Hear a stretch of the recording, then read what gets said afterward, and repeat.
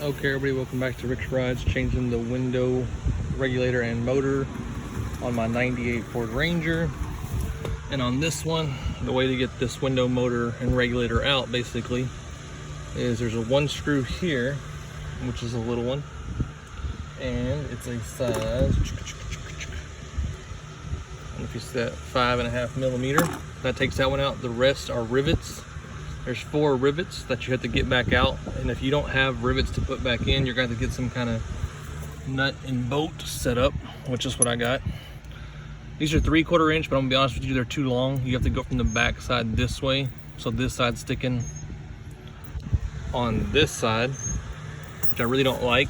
Or you can get some rivets again, which are 1/4 inch rivets, which are really hard to find, but Harbor Freight sells them, which helps out.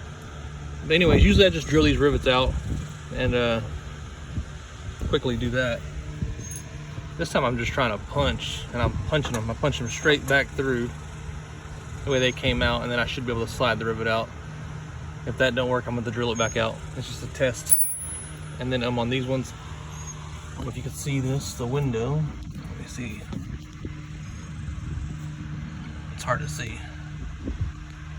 You see this track right here in the picture?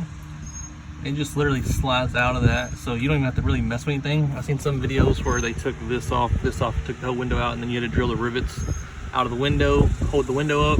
You don't have to do that because I already did the driver's side. Literally, you could just slide that window motor out, and if you maneuver it upside down like that, you can get this window regulator out without having to do anything else. That's just kind of what I found to be easier instead of taking everything else apart. But no matter what, this is a time-consuming job just because of how that part's mounted up. Basically, the way to make this work without having to take everything apart is you got to take the switch off and leave it plugged in so you can manipulate everything.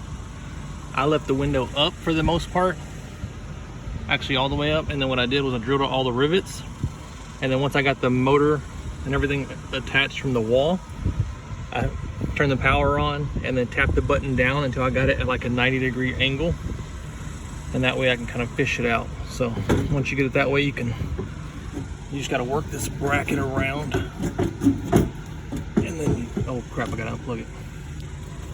And then you unplug the little clips here.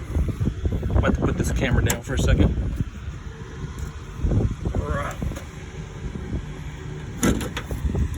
And then you're able to lift it out without taking anything else apart. That's what I found to be easier for me.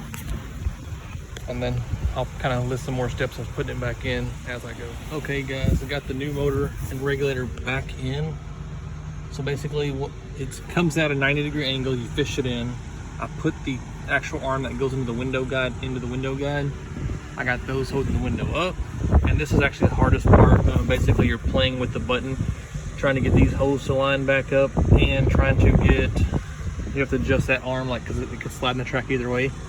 Basically just trying to get everything lined back up. That's the hardest part, takes the longest amount of time. Basically once you get one hole to line up, stick a punch in whatever hole lines up. Don't stick it all the way through because you don't want to mess it up when you're playing with the button.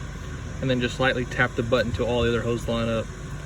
I believe this is the one that you cannot get a screw or a bolt back in unless you go back with the rivets, which I'm not. I'm using these little 1/4-20, I think they're 3/4 inch, but that's still too long. A 1/2 inch would be perfect.